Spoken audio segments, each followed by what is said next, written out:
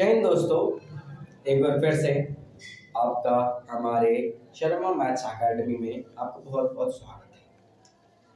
आज हम क्लास 9 के चैप्टर 8 क्वाड्रिलेटरल के एक्सरसाइज 8.1 के क्वेश्चन करने जा रहे हैं। तो जो पहला क्वेश्चन है उसको शुरू करते हैं। तो पहले पार्ट में हमने आपको बेसिक्स आपको समझाया, ठीक है, थ्योरम्स और उससे जो क्वाड्रिलेटरल क्या है ये सारी चीजें मैंने आपको बताया। अब इसमें इस पार्ट में मैं आपको एक्सरसाइज के क्वेश्चन आपको बताने जा रहा हूँ। इसमें जो पहला क्वेश्चन है वो क्या कह रहा है, if the diagonals of a parallelogram are equal, ठीक है, then it is a show that it is a rectangle.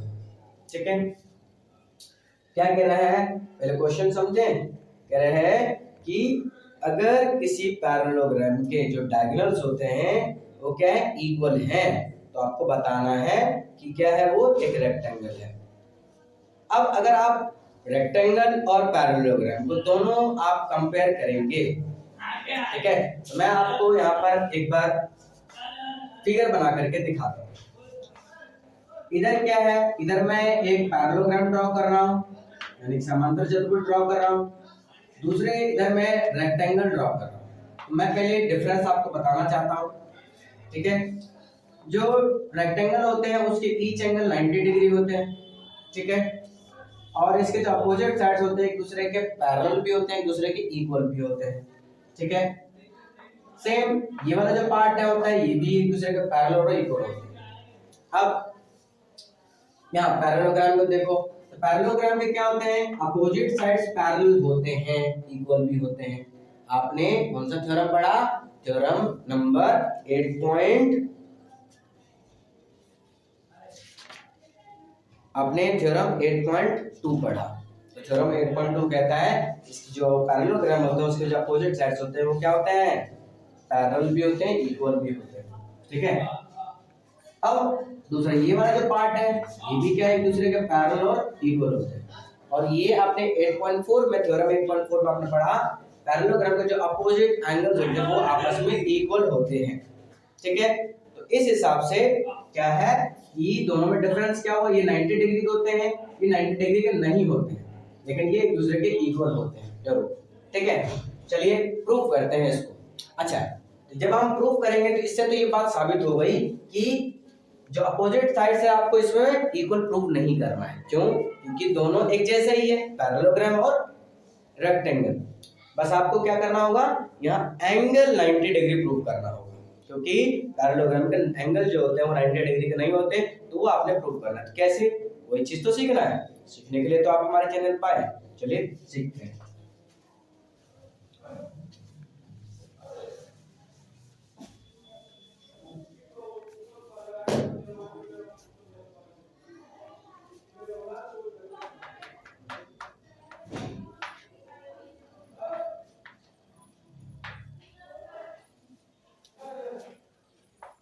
एक बात आपको समझनी होगी, जब हम कोई भी क्वेश्चन कर रहे हैं ना, उसका आपने रफ फिगर बनाना जरूरी है, उसको बनाना ही।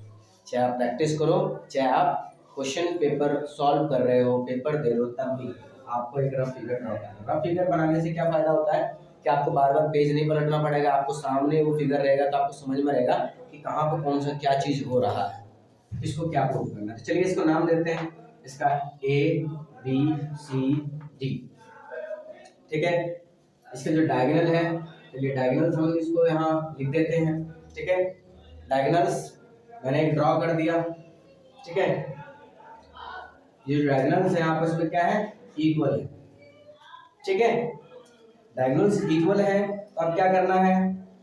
अच्छा, जब हम क्वेश्चन सॉल्व कर रहे होते हैं तो उस समय क्या होता है कि हमें उसका सॉल्यूशन पहले ही सोचना होता है कि सॉल्यूशन इसका क्या होने वाला है, ठीक है, सॉल्यूशन क्या होने वाला है। तो पहले मन में सोचें क्या क्या पॉसिबल वेज है इस चीज को प्रूव करने का, फिर जाकर के हमने अपने पेन उठाना और सॉल्व करना है। उससे पहले आपको सोचना है कैसे क्या होगा। चलिए सोचते हैं। मुझे कोई भी दो एंगल जो है वो क्या है, 90 डिग्री प्रूव करना है। सपोज कर लेते हैं कि मैं एंगल कौन सा, एंगल ए और एंगल बी, इन दोनों को मैं 90 डिग्री प्रूव करना चाहता हूँ। ठीक है, तो पहले जो दिखाना है वो हम यहाँ लिख देते हैं, to show ABCD is a rectangle, यानी ABCD का एक आयत है। इसमें हमने प्रूव करना क्या है, which is साइड्स तो एक दूसरे के पैरेलल और इक्वल है ही, तो करने की जरूरत ही नहीं है। तो यहाँ पर क्या करना होगा, angle A, angle B, angle C, angle D equal to 90 degree prove करना है, ठीक है। तो यहाँ पर मैं दो ट्राइंगल लेता हूँ, ठीक है, क्या करता हूँ, दो ट्राइंगल इसका लेता हूँ। अब दो ट्राइंगल जब हम लेंगे, चलिए मैं एक ट्राइंगल लेता हूँ, इसको मैं शेड कर देता ताकि आपको पहचानने में कोई परेशानी ना हो। तो मैंने एक ट्राइंगल लिया ABD, ठीक है, दूसरा मैं ट्राइंगल में कौन सा लूंगा, ABC, क्योंकि ये जो हमने पोर्शन लिया, जो एंगल हमने लिया, एंगल A और एंगल B इसी ट्राइंगल में लाइक कर रहे हैं, ठीक है। और यहाँ पे जरूरी नहीं है कि आप यही दो एंगल ले सकते हो, आप एंगल B और एंगल C भी ले सकते हो। एंगल B और C लोगे तो कौन सा ट्राइंगल लेना पड़ेगा आपको, BCD लेना पड़ेगा, और दूसरा ट्राइंगल कौन सा लेना पड़ेगा, ABC, ठीक है। तो मैं यहाँ पर दो ट्राइंगल ले रहा हूँ, जिसका मैं यहाँ नाम लिख देता हूँ, इन ट्राइंगल ABC, और दूसरा ट्राइंगल मैं कौन सा लेता हूं, ABD, ठीक है। अब इस दो ट्राइंगल में हमने तीन चीजें चाहिए, जैसे कि मैंने आपको बताया था पिछले पार्ट में कि किसी भी दो ट्राइंगल को प्रूव करने के लिए हमें तीन चीजें चाहिए। अच्छा, हम यहाँ जो कॉन्ग्रुएंट प्रूव कर रहे हैं, कॉन्ग्रुएंट प्रूव क्यों कर रहे हैं, कॉन्ग्रुएंट प्रूव इसलिए कर रहे हैं ताकि हम क्या कर सकें कि ये वाला एंगल और इस वाले एंगल को एक दूसरे के इक्वल प्रूव करते हैं। कैसे, बाइसेप्टिसिटी। बाइसेप्टिसिटी क्या है, जब आप पहले मैं इसको कॉन्ग्रुएंट प्रूव कर देता हूं, फिर आपको मैं समझाता हूं बाइसेप्टिसिटी क्या होता है, ठीक है। तो इन ट्राइंगल ABC, यहाँ पर आप देखेंगे कि जो AB है और यहाँ पर भी AB दोनों में आ रहा है, तो मतलब ये क्या हो गया, कॉमन हो गया। चलिए पहले कॉमन वाला पार्ट लिख देते हैं, AB equal to AB, that is common, ठीक है। अगला क्या है, अगला आपका है, अगर आप देखेंगे जो AD है और जो BC है वो क्या है, AD और BC, AD और BC क्या है, अभी मैंने आपको बताया जो पैरेललोग्राम या फिर जो रेक्टेंगल होता है, रेक्टेंगल के अपोजिट साइड्स क्या होते हैं, इक्वल भी होते हैं, पैरेलल भी होते हैं। यहाँ बोलेंगे अपोजिट साइड्स ऑफ पैरेललोग्राम। अब देखो पैरेललोग्राम को आप शॉर्ट वे में भी लिख सकते हो, दो लाइन ड्रॉ कर दो और वहां पर ग्राम लिख दो, पैरेललोग्राम लिखने की जरूरत नहीं, इतना मेहनत करना नहीं। तीसरा क्या है, तीसरा आपके क्वेश्चन में गिवन है कि इसके जो डायगोनल्स है वो क्या इक्वल है, तो हम यहाँ कर सकते हैं क्या, AC इक्वल टू BD, ये क्या है, गिवन है भैया, दे रखा है, ठीक है। तो इस तरह से क्या हुआ, दो ट्रायंगल आपस में कॉन्ग्रुएंट हो गया, लेकिन तीन चीजें चाहिए थी, तीन चीजें मिल गई। सो ट्रायंगल कौन सा, ट्रायंगल जो नाम दिया था यहाँ पर, ट्रायंगल ABC कॉन्ग्रुएंट प्रूव हो गए किसके, ट्रायंगल ABD के, कौन से रूल से, बाय, मैंने आपको 5 रूल बताए थे, 5 रूल में जो पहला रूल था क्या था, ट्रिपल S, यानी ये भी साइड है, ये भी साइड है, ये भी साइड है, यानी कि बाय ट्रिपल S, यानी कि साइड साइड साइड रूल। अब हमने जो ट्रायंगल प्रूव करा, इसके पीछे हमारा क्या ऑब्जेक्टिव था, दो एंगल को कॉन्ग्रुएंट प्रूव करना है, ठीक है। तो चलिए करते हैं, ये angle A equal to angle B, कौन सा रूल से हो गया, बाइसेप्टिसिटी। अब ये सिम्प्लिसिटी क्या है, अरे वैसे देखा जाए तो बहुत बड़ा ब्रह्मास्त्र है। जैसे देखा भैया आपने महाभारत का युद्ध देखा, आपने रामायण का युद्ध देखा, तो ब्रह्मास्त्र होता ना, जिसको खत्म कर दो एक बार में, ऐसे यहाँ पर क्या है, ब्रह्मास्त्र लगाना है कि जैसे आपने इसको कॉन्ग्रुएंट प्रूव कर रहे थे, है ना, दो ट्रायंगल लेना पड़ रहा था, ये कर रहा था, लेकिन जो ब्रह्मास्त्र एक ही लाइन लिखना है, एक लाइन लिख करके, लेकिन उसके लिए क्या है, तो दो ट्रायंगल को कॉन्ग्रुएंट प्रूव करना पड़ेगा। यानी कि हमने यहाँ दो ट्रायंगल को कॉन्ग्रुएंट प्रूव कर दिया, तो यहाँ बाइसेप्सिटी, बाइसेप्सिटी का फुल फॉर्म क्या होता है, corresponding parts of congruent triangle. यानी कि जब दो ट्रायंगल कॉन्ग्रुएंट हो तो उसके जो कॉरेस्पॉन्डिंग पार्ट होते हैं, जो संगत भाग होते हैं सर्वांगसम त्रिभुजों के, वो क्या होते हैं, आपस में इक्वल होते हैं। अब कॉरेस्पॉन्डिंग पार्ट यानी क्या एंगल होंगे या साइड होंगे, तो दोनों ही होंगे, चाहे वो साइड हो या फिर एंगल हो, कोई फर्क नहीं पड़ता। ठीक है, अगर साइड बोला तो साइड जबरदस्ती प्रूव कर दो बाय सिक्वेशन, अगर एंगल बोला तो एंगल प्रूव कर दो। तो हमने यहाँ पे एंगल प्रूव करना है, तो एंगल ए और बी आपस में क्या हो गया, इक्वल हो गया। अब अगला जो पार्ट है उसको मैं आपको समझाता हूँ। यहाँ पर हमने ये दोनों को तो क्या कर दिया, इक्वल प्रूव कर दिया, लेकिन हमारा ऑब्जेक्टिव क्या है, हमारा ऑब्जेक्टिव है भाई इसको तो प्रूव कर दिया, लेकिन हमें angle A, angle B, angle C, angle D equal to कितना 90 डिग्री प्रूव करना। तो ये तो आया नहीं है, तो चलिए आई थिंक इतना आपने नोट कर लिया होगा। ठीक है, एक बार नोट कर लो, आप नोट कर लिया होगा, नोट नहीं किए तो आप इसको वीडियो को पॉज करके आप क्या है पीछे बैक कर करके आप देख सकते हो और उसको कर सकते हो। ठीक है, मैं अब इरेज कर रहा हूं, आगे आपको बता रहा हूं।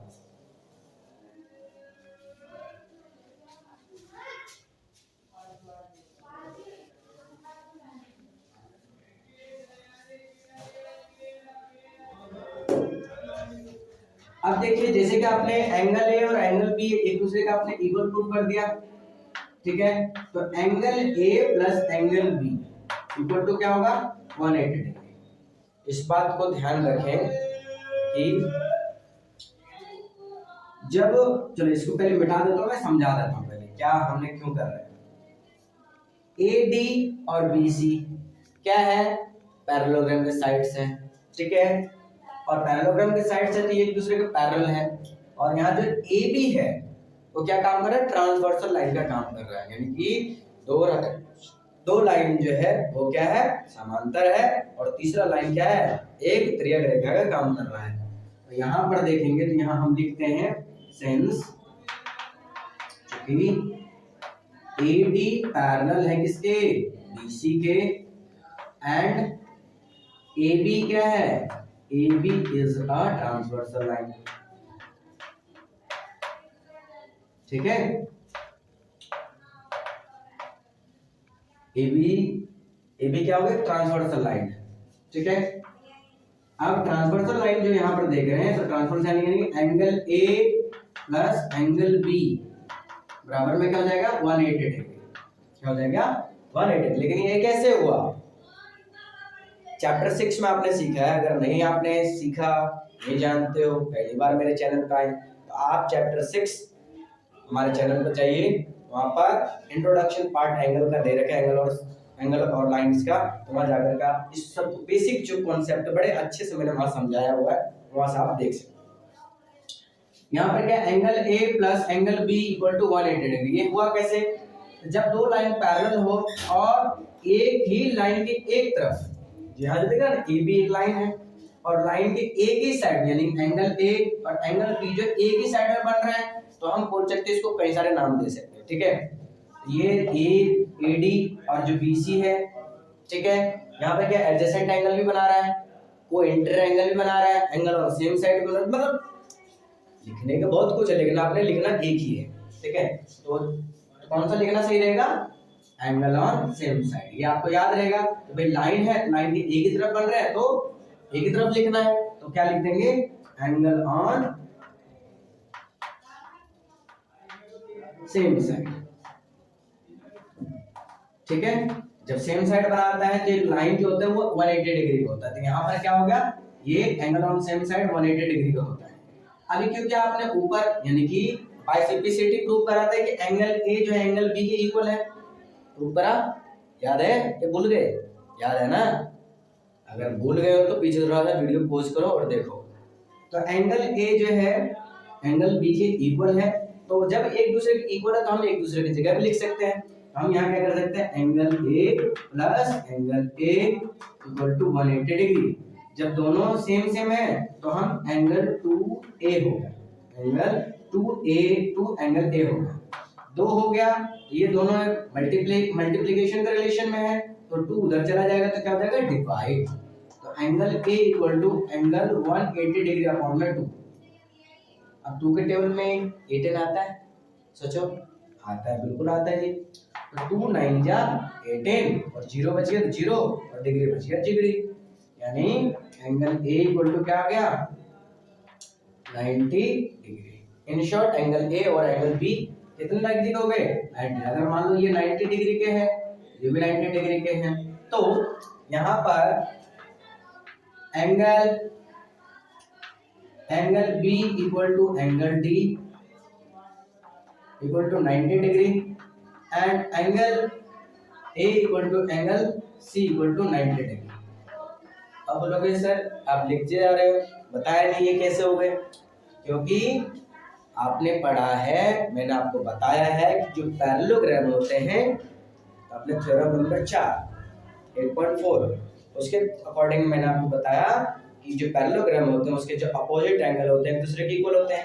यानी इस तरह से एंगल ए 90 है तो एंगल सी भी 90 होगा, एंगल बी है 90 तो एंगल डी भी 90 होगा, यानी opposite angles are equal.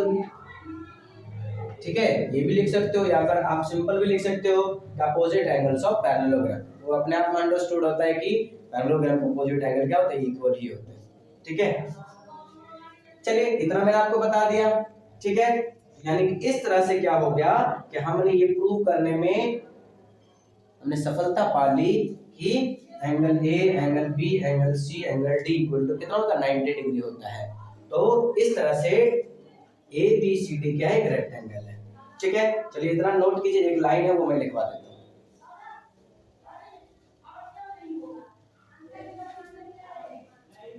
Note हो गया, चलिए